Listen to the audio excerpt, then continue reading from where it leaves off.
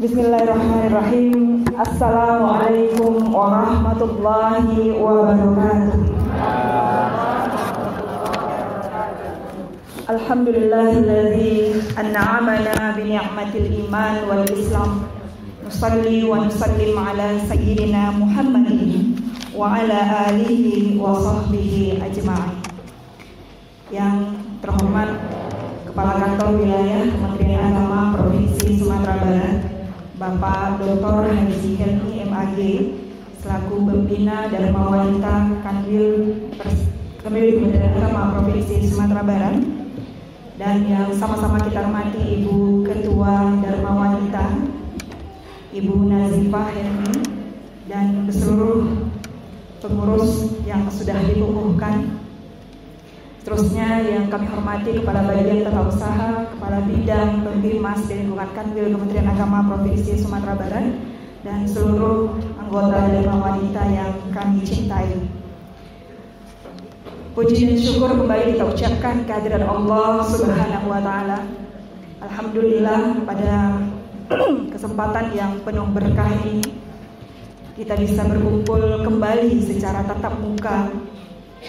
Setelah sekian lama barangkali tidak terlihat berkumpul dengan pakaian oranye-oranye ini. Mohon maaf Ibu Ketua, saya belum sempat untuk memakai pakaian oranye. Insya Allah bulan depan kita sama-sama memakai seragam ini. Mudah-mudahan dengan pimpinan baru, pengurus baru, tentunya kita akan melahirkan semangat yang baru dan program-program yang baru demi memajukan lembaga ini. Amin, amin ya rabbal alamin. Selanjutnya salawat dan salam kita mohonkan kepada Allah, semoga tetap tercurahkan kepada Nabi besar Muhammad sallallahu alaihi wasallam. Bapak Kanwil, Ibu Ketua, serta Bapak Kabid, Bapak Kabak, dan pengurus yang kami hormati. Pertama, kami ucapkan terima kasih atas kesempatannya kepada kami untuk bisa berbagi atau sharing dalam rangka peringatan Maulid Nabi Muhammad Sallallahu Alaihi Wasallam ini.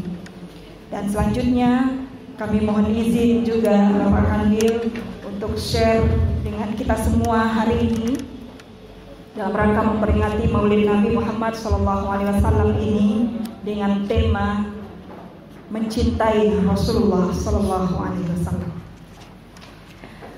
Bapak dan Ibu yang kami hormati, kita teringat sebuah kisah di mana ketika itu Rasulullah Sallallahu Alaihi Wasallam sedang duduk-duduk dengan sahabatnya. Lalu Rasulullah bertanya, "Wahai sahabatku,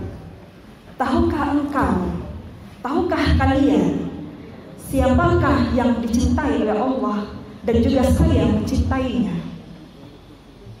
Ditanya oleh Rasulullah kepada sahabat. Maka sahabat berkata, "Para rasul ya Rasulullah."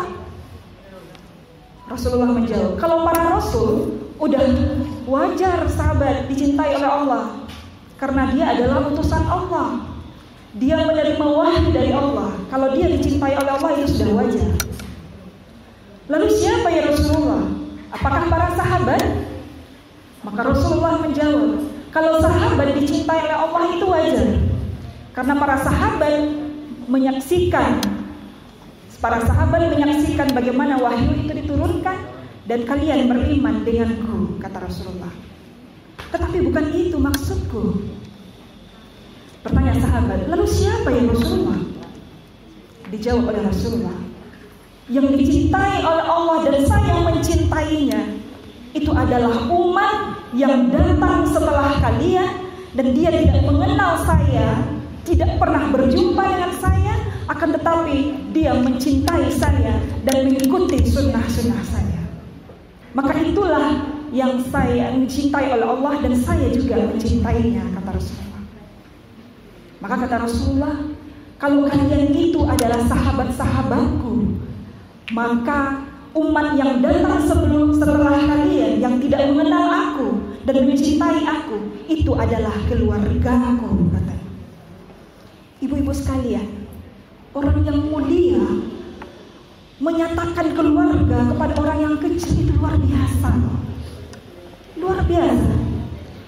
Orang kecil menyatakan keluarga kepada orang besar itu wajar. Siapa Will ini? Oh, Pak Hermi. Oh, itu Samo kuliah Jambu dulu tuh, Pak. Nah, itu biasa tuh orang kecil ngomong begitu. Oh, Samo dia mau di Pariaman dulu tuh, Pak. Biasa. Orang kecil menyatakan keluarga kepada orang besar. Oh, itu kakak Ambo tuh, Pak. Itu Pak Ambo tuh, Pak. Yang istimewanya itu adalah ketika orang besar menyatakan keluarga kepada orang yang kecil. Oh, ibu muslimah tuh adik Ambo tuh, Mah. Jadikan dia pengurus DW. Nah, itu contoh saja. Ya, itu kalau orang besar menyatakan keluarga kepada orang kecil, itu baru luar biasa. Maka hari ini Rasulullah SAW, orang yang paling mulia, menjadikan kita orang yang biasa ini menjadi keluarganya. Masya Allah, itu baru yang istimewa. Siapa lagi yang menyaksikan cinta Rasulullah? Ibu-ibu tahu tidak sejauh mana cinta Rasulullah kepada umatnya? Cinta Rasulullah kepada umatnya itu tidak akan sama dengan cinta suami kepada istri, cinta istri kepada suami, cinta anak kepada orang tuanya, cinta orang tua kepada anaknya. Berapa kali Rasulullah ketika dia mau sakaratul maut, betapa sakitnya sakaratul maut, yang dipikirkannya siapa? Ummati, ummati. Saking cintanya, Bu. Saking cintanya. Orang kalau cinta itu sering nyebut, Bu. Nyebut orang yang dicintai gitu. Jadi kalau dia nggak sering disebut, berarti nggak dicintai. Jadi kalau kita sering mencintai itu sering disebut namanya. Maka ketika Rasulullah dalam sholat tahajudnya juga menyebut umatnya. Yang dipikirkan siapa? Umatku itu saja, Bu, dalam pikiran Rasulullah. Saking cintanya kepada umatnya. Nah, ibu-ibu yang berbahagia, ibu-ibu bisa lihat deh di dalam Al-Quran digitalnya, di dalam Al-Qurannya. Ibu-ibu bisa lihat di dalam Al-Quran digitalnya, itu surat Abasa, ya, ayat 34. Boleh kita sama-sama baca. A'udzu billahi minasyaitonir rajim. Bismillahirrahmanirrahim. Yauma yafirrul mar'u min akhihi wa ummihi wa abihi wa sahibatihi wa banihi likulli imri'in minhum yawma idzin sya'nu yughni. Kata Allah, pada hari itu, ya, pada masa di padang mahsyar, yaitu manusia itu lari dari sahabat-sahabatnya. Jadi ketika di padang mahsyar itu, ibu-ibu, anak akan lari dari orang tuanya, suami akan lari dari istrinya, istri akan lari dari suaminya, sahabat akan lari dari sahabatnya. Nggak mikir lagi, Bu, siapa-siapa. Yang dipikirannya siapa? Diri sendiri. Walaupun dalam satu kuburan itu satu liang lahat, suami istri, tetapi ketika bangun di padang mahsyar itu nggak mikirin yang lain-lain. Kita hanya mikirkan diri sendiri. Dia tahu itu suaminya, tetapi dia nggak mikirin suaminya lagi karena dia sibuk memikirkan dirinya sendiri. Ya, likulli imri'in minhum. Ya, dalam Al-Quran itu disebutkan likulli imri'in minhum yauma idzin sya'nu yughni. Setiap orang akan sibuk dengan urusannya masing-masing. Maka siapa yang paling sibuk? Yang paling sibuk itu adalah Muhammad sallallahu alaihi wasallam. Sibuk Muhammad kemana-kemana kian kemari. Siapa yang dipikirkannya? Umatku. Rasulullah sallallahu alaihi wasallam ketika di padang mahsyar itu sudah diberikan oleh Allah, ya Muhammad, ini surgamu. Ini surgamu, surga Firdaus. Silahkan engkau masuk. Nabi Muhammad belum mau masuk. Belum mau masuk. Kenapa? Karena dipikirkannya lah umatku. Lalu Nabi Muhammad sujud di hadapan Allah. Apa kata Allah? Sujud dengan yang sujud begitu lama di dalam riwayat.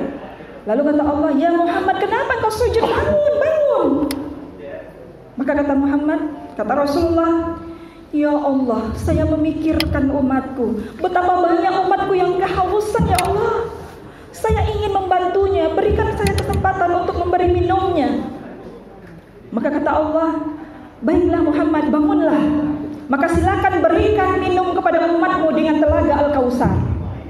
Akhirnya diberikan oleh Allah telaga Al-Kautsar. Maka kata Muhammad, ya umatku, ayo kita minum, ayo kita minum. Maka minumlah umat Rasulullah, diminum telaga Al-Kautsar itu, yang kalau kita minum kita gak akan kehausan lagi selama-lamanya. Kemudian Nabi Muhammad sujud lagi dengan sujud yang begitu lama. Kata Allah, ya Muhammad, ada apa lagi ini? Kenapa masih sujud? Apa lagi yang kau minta? Maka kata Nabi Muhammad, ya Allah, saya ingin menyelamatkan, berikan saya kesempatan untuk menyelamatkan umatku di Syirat, katanya. Maka kata Allah, kabulkan permintaan Nabi Muhammad. Ya silakan engkau tunggu umatmu di penghujung Syirat. Maka Rasulullah menunggu umatnya di penghujung Syirat. Allahumma sallim sallim, Allahumma sallim sallim, kata. Ya Allah, selamatkanlah. Begitulah doa Nabi Muhammad. Maka selamatlah umat-umatnya meniti Sirat, dan bagi yang tidak, yang pahalanya sedikit dan dosanya banyak, jatuh juga ke neraka. Maka ketika jatuh ke neraka, Nabi Muhammad kembali lagi sujud di hadapan Allah. Sujud lagi di hadapan Allah. Ya Muhammad, ada apa lagi? Kenapa engkau sujud? Apa lagi yang kau minta?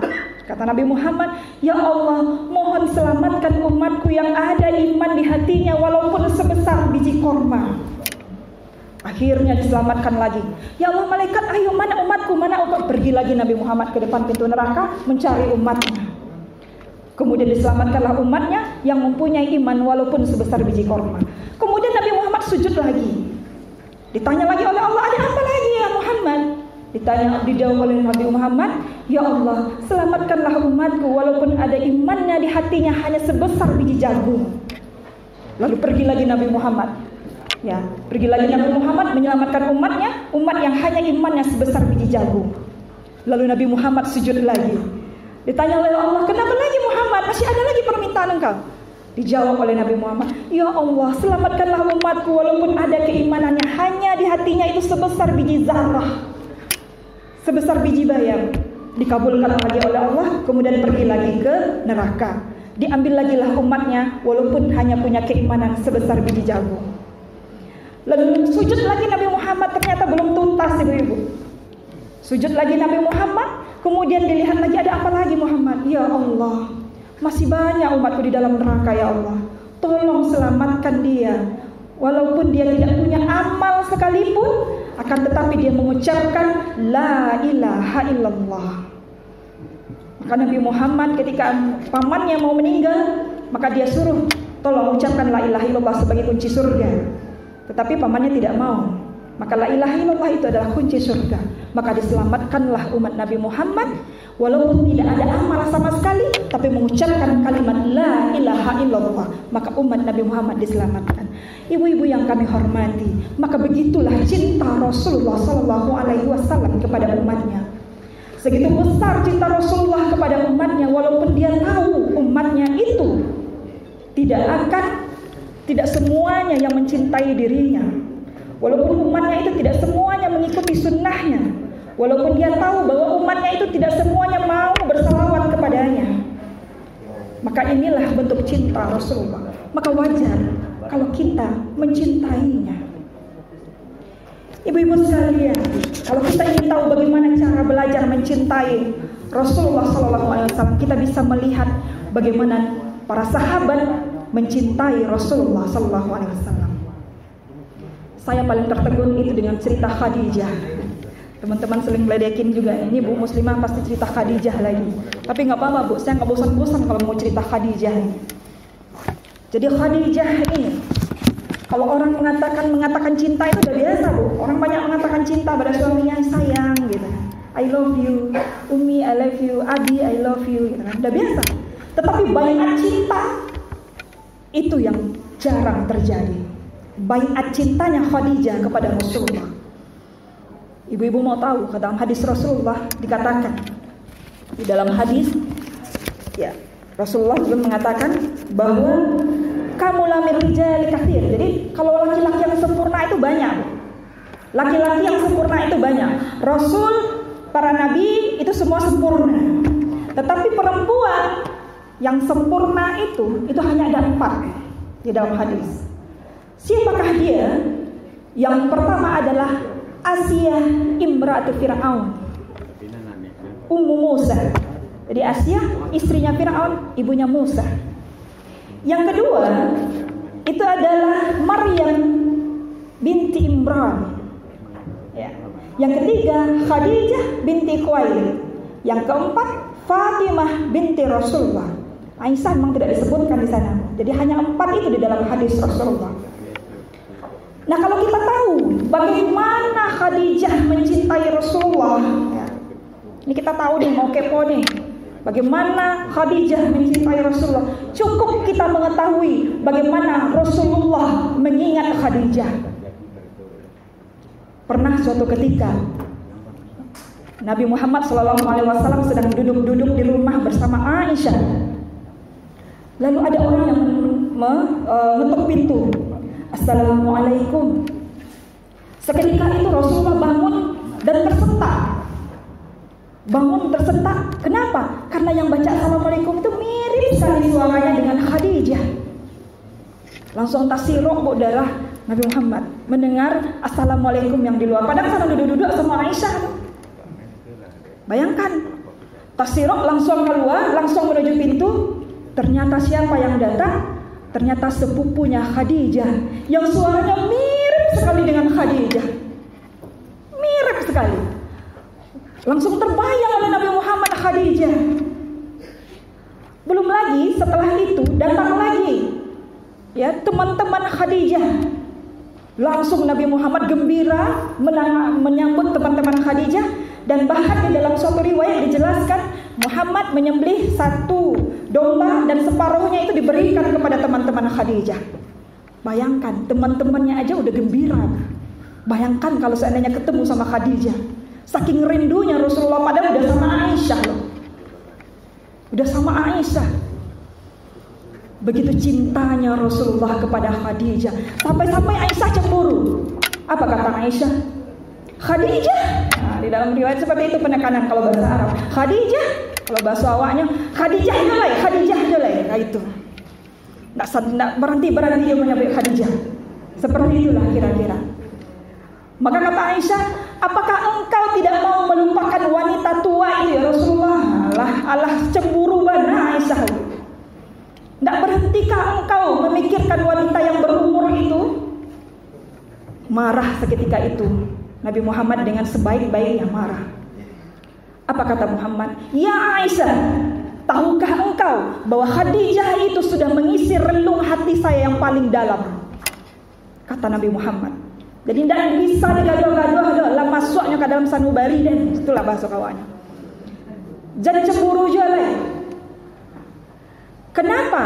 Karena di saat itu ketika orang meninggalkanku, maka Khadijah yang mendampingiku. Di saat orang-orang menahan hartanya, maka harta Khadijah lah yang memperjuangkan Islam ini. Maka sampai berikutnya di dalam riwayat, sampai akhirnya Nabi mengatakan, di saat yang lain tidak memberikan anak, maka Khadijah lah yang memberikanku anak. Itu kata Rasulullah. Jadi begitu tertanam di dalam hati Rasulullah nama Khadijah. 9 bidadari yang mendampingi Rasulullah tidak bisa mengalahkan 1 bidadari Khadijah di hati Rasulullah. Masya Allah. Lawan itu banabu. Cinta mati namanya tuh. Cinta mati Rasulullah kepada Khadijah. Maka Aisyah tidak bisa berkata apa-apa lagi. Padahal dia cemburu ya. Nah ibu-ibu sekalian, pertanyaannya adalah apa sih yang diberikan oleh Khadijah ini kepada Rasulullah? Wah, kan kalau bapak sampai cinta mati Rasulullah kepada Khadijah. Yang diberikan oleh Khadijah kepada Rasulullah itu adalah wafa. Apa itu wafa? Artinya habis-habisan. Nah, tidak ada bu, habis-habisan mencintai Rasulullah. Tidak ada lagi pengorbanan yang aku berikan, melainkan sudah aku berikan semua kepada Rasulullah. Tidak ada lagi kebaikan yang aku punya, melainkan sudah aku berikan semuanya kepada Rasulullah. Tidak ada lagi cinta yang aku punya selain sudah aku berikan kepada Rasulullah. Habis-habisan cinta mati itu bahasa awalnya. Itulah yang diberikan oleh Khadijah kepada Rasulullah. Wajar Bu mendapat perlakuan istimewa. Maka di dalam ayat itu, kalau ada bapak-bapak mengatakan bisa kok cinta itu dibagi, nggak bisa Bu. Al-Quran sendiri mengatakan, lihat di dalam surat An-Nisa, walan tastati'u bainan nisa'i walau harastum, kamu tidak akan sanggup membagi di antara perempuan-perempuan itu walaupun kamu menginginkannya. Jadi Pak anak ke siapa apa kalau bisa berbagi tidak akan bisa. Sebenarnya di hatinya tetap satu. Loh kalau begitu ada ayat satu lagi Zah. Ya. Fankihu ma tawbalakum masna wa sulasa wa ruba. Begitu. Itu di dalam tafsir hanya dalam konsep materi.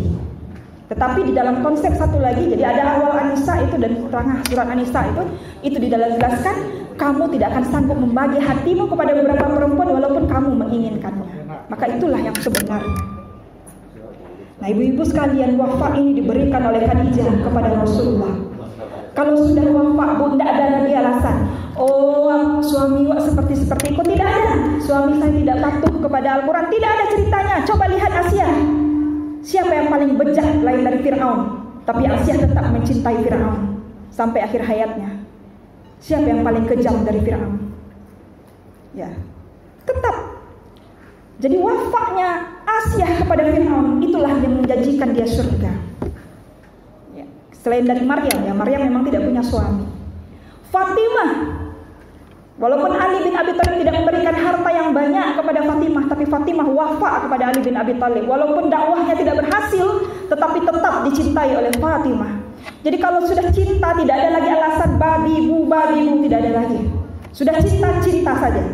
Nah inilah yang wafa.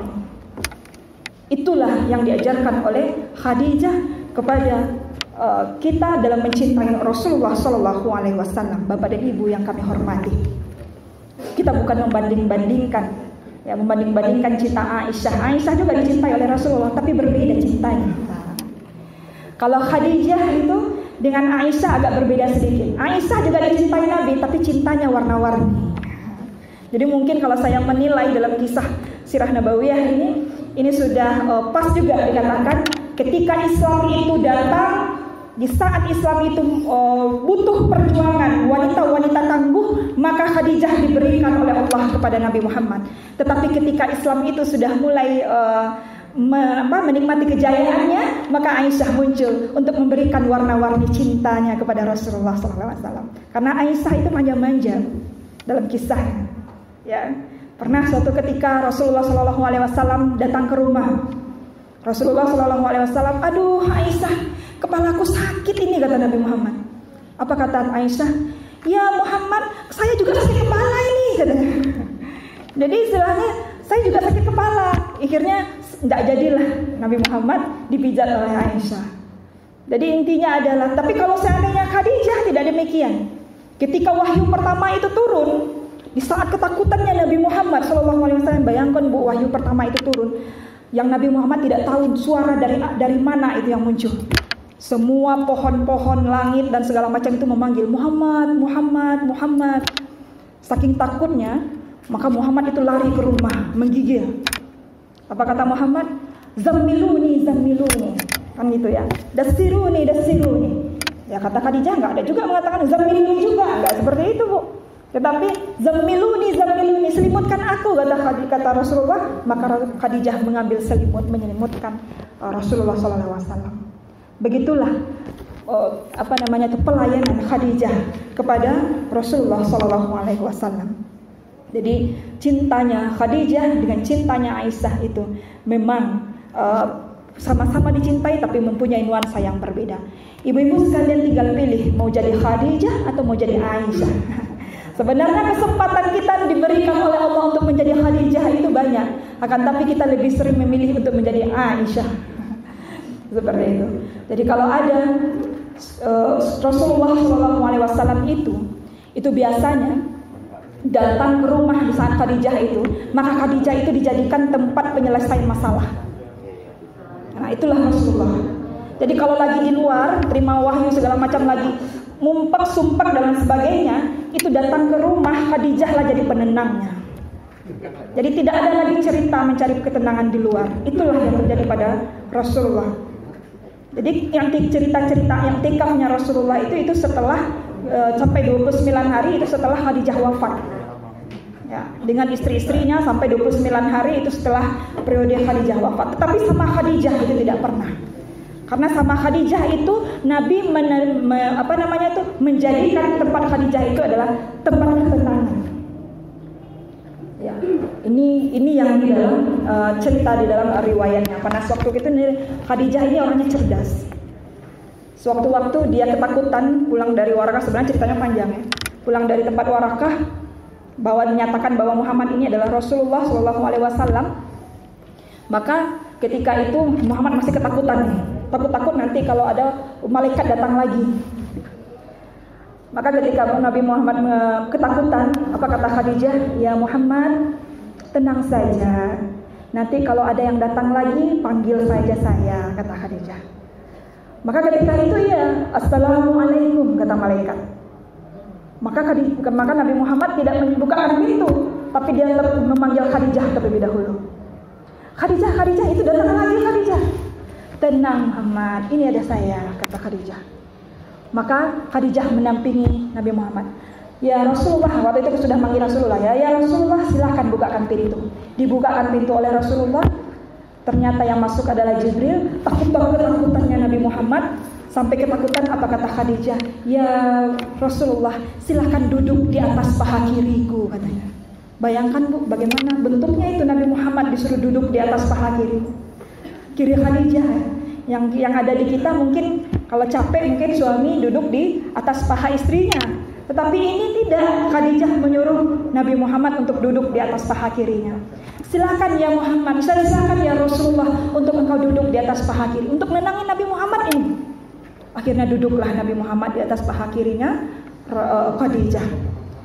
Masih adakah engkau lihat wahai Rasulullah? Masih Khadijah, katanya. Oh masih ya. Ayo silakan tukar lagi tempat duduknya di atas paha kanan saya. Tukar lagi nih tempat duduknya Muhammad. Masih engkau lihat ya Rasulullah? Masih Khadijah. Kalau begitu silakan engkau ke belakang saya. Maka Nabi Muhammad memeluk Khadijah dari belakang sambil melihat masih ada nggak tuh Jibrilnya. Bayangkan Bu, Nabi Muhammad memeluk Khadijah sambil melihat Jibril. Ditanya oleh Khadijah, masih engkau lihat wahai Muhammad? Masih Khadijah. Kalau begitu Khadijah membuka cadarnya, kemudian pura-pura membuka hijabnya. Nah ketika buka itu, maka larilah malaikat itu. Apakah engkau masih melihat wahai Rasulullah? Apa kata Rasulullah? Tidak lagi Khadijah. Maka ternyata, itu berarti bukan lagi itu berarti adalah malaikat yang datang. Karena malaikat tidak mau melihat aurat perempuan, karena tadi kan Khadijah membuka cadarnya. Maka begitu cerdasnya Khadijah untuk menenangkan hati suaminya Rasulullah SAW yang sangat ketakutan ketika menerima wahyu pertama. Nah itulah kondisi Khadijah yang menenangkan hati suaminya. Ibu-ibu sekalian, maka tadi yang sudah saya katakan, banyak hal kesempatan yang diberikan oleh Allah kepada kita untuk menjadi Khadijah. Ketika para suami barangkali sibuk memikirkan umat, maka kita siap. Kalau bahasa kerennya sekarang apa ya? Backstage woman ya. Backstage woman. Ya, ada wanita-wanita tangguh di balik kesuksesan para suaminya. Jadi kalau ada rapat-rapat mendadak malam, pulang ke rumahnya lambat, tenangkan saja ibu-ibu. Tenangkan saja, karena ini adalah kesempatan kita menjadi Khadijah. Oh kalau gitu keluarga itu penting dong Ustazah. Ya penting, tapi kalau semua orang mengatakan keluarga itu penting, kapan lagi orang memikirkan umat? Kalau sudah jadi Khadijah tentu banyak pengorbanan. Mengorbankan waktu dengan keluarga, mengorbankan materi, dan mengorbankan segala-galanya. Kalau semua para lelaki ini memikirkan hanya keluarganya saja, siapa lagi yang akan memikirkan umat? Maka hari ini kita disiapkan oleh Allah untuk menjadi Khadijah, menjadi backstage woman-nya para pemimpin-pemimpin kita. Maka itulah banyak hal dan itu dijanjikan oleh Allah surga. Ibu-ibu sekalian yang dirahmati Allah, sedikit tentang riwayat terakhir Khadijah. Khadijah ini dijamin surga oleh Allah. Suatu ketika dia sudah mulai sakaratul maut. Jadi kalau sudah sakaratul maut, betapa sakitnya sakaratul maut itu ibu-ibu. Tapi Khadijah masih melayani suaminya. Ya, umur Khadijah dengan suaminya itu dengan Nabi Muhammad itu berjarak 15 tahun. Bayangkan umur Khadijah waktu itu sudah 65 tahun. Jadi masa dan sakaratul maut masih juga memasak ibu-ibu untuk menyiapkan makanan kepada Rasulullah. Melihat seperti itu Jibril merasa menangis. Apa kata Allah? Wahai Jibril, sampaikan salamku kepada Khadijah, kata Allah. Dan katakan kepadanya surga sudah menunggunya. Maka Jibril menyampaikan kepada Nabi Muhammad SAW, ya Muhammad, sampaikan kepada Khadijah salam dari Allah dan surga sudah menunggunya. Maka kata Jibril nggak mau ketinggalan juga, Bu. Kata Jibril, sampaikan juga salamku ya Muhammad kepada Khadijah. Sampaikan juga salamku. Jadi jangan salam Allah aja, salamku juga, kata Jibril. Disampaikan juga salamnya. Maka kata Nabi Muhammad, setelah makanan dihidangkan di hadapan Rasulullah SAW, kemudian kata Rasulullah, ya Khadijah, Jibril menyampaikan kepadaku bahwasanya Allah menitip salam kepadamu. Dan begitu juga Jibril menitip salam kepadamu. Khadijah sewaktu itu terharu, dia bahagia karena bahagianya adalah dia akan menerima salam dari Allah, tetapi dia menangis.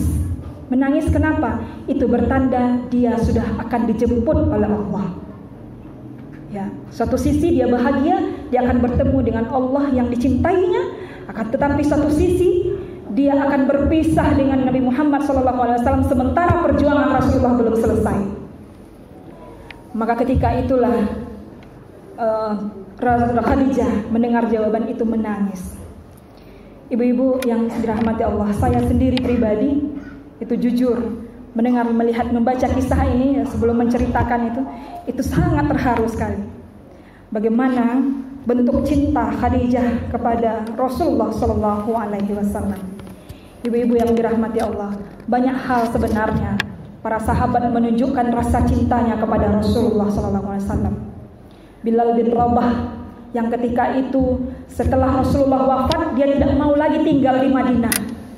Dia tidak mau lagi tinggal di Madinah. Kenapa? Karena setiap sudut Madinah itu memberikan kenangan kepadanya dengan Rasulullah. Maka dia tidak mau lagi mengumandangkan azannya di kota Madinah.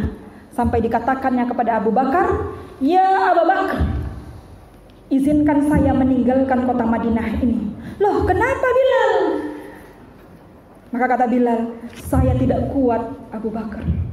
Karena setiap sudut kenangan kota Madinah ini menggambarkan atau mengenangkan saya dengan Rasulullah SAW. Akhirnya Bilal pergi meninggalkan Madinah dan dia pergi ke Suriah, Syam. Tetapi di Suriah, Syam itu akhirnya Bilal menikah dan dia bermimpi bertemu dengan Nabi Muhammad. Dan Nabi Muhammad mengatakan, ma huwal jafa ya Bilal, ma huwal jafa ya Bilal. Apa yang membuat kita asing ya Bilal? Ya, kunjungilah kami. Maka ketika itu Bilal pergi mengatakan kepada istrinya, wahai istriku, saya bertemu dengan Rasulullah dan Rasulullah menginstruksikan kepada saya tidak pernah mengunjungi lagi makam beliau. Akhirnya Bilal pergi ke Madinah dan mengunjungi makam Nabi Muhammad SAW. Melihat Bilal sudah berada di makam Nabi Muhammad, maka Abu Bakar gembira dan mengatakan, wah Bilal udah pulang ya? Ya, baik, terima kasih. Ya, sudah pulang ya? Maka kata Bilal, iya Abu Bakar, katanya, saya bermimpi dengan Rasulullah dan saya suruh mengunjunginya. Kemudian kata kata Abu Bakar, kalau gitu kumandangkan azan kepada kami lagi ya Bilal, kata. Tetapi waktu itu Bilal mengatakan, saya tidak bisa ya Abu Bakar, karena saya masih teringat dengan Rasulullah. Gak bisa cara Abu Bakar, kemudian diminta bantuan kepada Umar. Umar, udahlah kamu aja lagi yang nyuruh Bilal azan. Ya, dengan caramu gitu. Kalau Umar kan agak tegas sedikit ya. Kemudian Umar menyatakan, ya Bilal, kembali azanlah di hadapan kami, kumandangkan azan di hadapan kami. Tapi Bilal tidak mau, dan akhirnya mereka menemukan cara terakhir, yaitu menyuruh cucunya Nabi Muhammad, Hasan dan Husain, untuk mengumandangkan azan di kota Madinah. Ya, kalau Hasan dan Husain cucunya Nabi Muhammad terpaksa harus diturutin. Ya, karena melihat Hasan Husain saja, Bilal sudah mengingatkan dia kepada sosok Nabi Muhammad SAW. Jadi cucunya Nabi Muhammad ini adalah yang paling mirip dengan Nabi Muhammad. Nah, ketika itulah Bilal mengumandangkan azannya. Allahu Akbar, Allahu Akbar. Maka mendengar azan yang dikumandangkan Bilal, terkejutlah orang-orang Madinah, mengatakan bahwa wah, Muhammad sudah kembali lagi, Muhammad sudah kembali lagi, Muhammad sudah datang lagi. Kemudian dilanjutkan, asyhadu an la ilaha illallah wa asyhadu anna Muhammadar Rasulullah. Ketika asyhadu an la ilaha illallah, semua penduduk Madinah berkumpul, kemudian pergi sholat dan meninggalkan dagangannya bagi yang berdagang, meninggalkan perjalanannya bagi yang dalam perjalanan. Tapi ternyata ketika Bilal mengatakan asyhadu anna Muhammadar Rasulullah, Bilal menangis karena teringat kepada Nabi Muhammad SAW. Maka di dalam riwayat dijelaskan, Madinah ada 2 kali menangis. Yang pertama itu ketika Rasulullah wafat, yang kedua adalah ketika Bilal mengumandangkan azannya kembali setelah Rasulullah wafat. Ibu-ibu sekalian, Bapak Kanwil yang kami hormati, maka demikianlah banyak hal yang kita pelajari dari sirah nabawiyah, sirah-sirah para sahabat dalam mencintai Rasulullah SAW. Sirah-sirah yang kita ungkapkan tadi, banyak hal yang bisa kita ambil ibrahnya, banyak hal yang bisa kita ambil pelajarannya. Betapa kita mencintai Rasulullah pada zaman sekarang, walaupun kita tidak bertemu lagi, tapi kita tetap merasa rindu bertemu dengannya. Kita merasa rindu dengannya, tapi tidak hanya dengan rindunya saja, tentu saja dengan melaksanakan segala sunnah-sunnah yang sudah beliau gariskan kepada kita. Ibu-ibu sekalian, barangkali itu yang bisa kami suguhkan pada peringatan Maulid Nabi Muhammad SAW ini. Saya mohon maaf kalau seandainya waktunya sudah terlewat, karena tadi juga tidak diingatkan berapa jam atau berapa menitnya. Dan terima kasih atas segala perhatiannya, terima kasih atas segala kesempatannya Bapak Kanwil, Bapak Kaba, Ibu Ketua dan seluruh pengurus. Billahi taufik wal hidayah. Wassalamualaikum warahmatullahi wabarakatuh.